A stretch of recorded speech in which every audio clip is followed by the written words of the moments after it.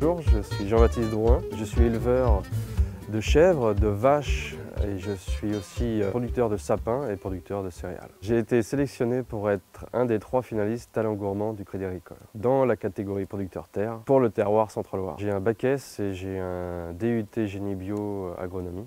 Ensuite, j'ai travaillé dans un bureau d'études environnementales à Lyon. Je me suis installé il y a 7 ans avec mon père en reprenant la ferme voisine. Et maintenant, il est parti à la retraite depuis 1 an et demi, 2 ans. Et donc, on est seul avec ma femme à gérer la ferme. Donc, la ferme fait 180 hectares et on a 4 activités. Une activité élevage de chèvres et transformation fromage de chèvre à la ferme, 100% en direct. Une activité élevage bovin, donc Aberdeen Angus, avec contrat de multiplication de la race et développement des caissettes de viande en 5 et 10 kg en vente directe.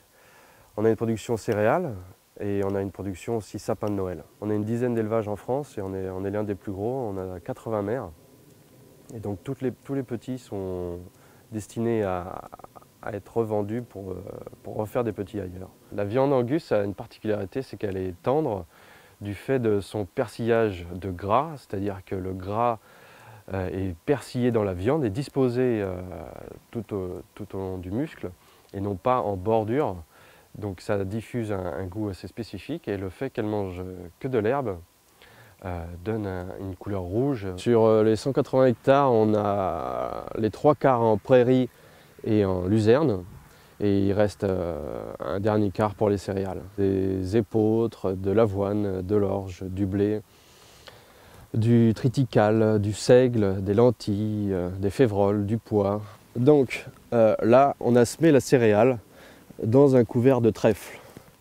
Et le trèfle nourrit la céréale en azote et permet d'avoir l'interligne propre de mauvaises herbes, puisque le trèfle est là pour concurrencer les mauvaises herbes. Alors, on a 150 chèvres et une trentaine de chevrettes de race alpine et saanen. On fait du fromage pendant 10 mois, c'est-à-dire de mars à Noël. Les chèvres mettent bas au mois de février, déclenchent la lactation avec les petits.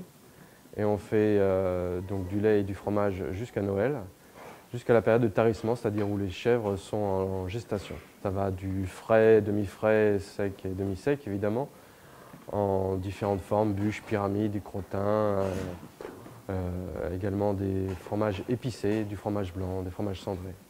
Il n'y a pas d'appellation dans le secteur, donc on est libre de faire ce qu'on veut.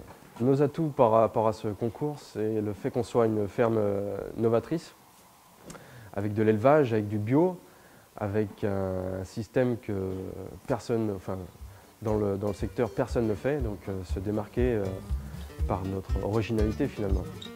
Une ferme qui fait de l'élevage, du sapin, de la vente directe, des céréales, du bio, on n'en trouve pas partout.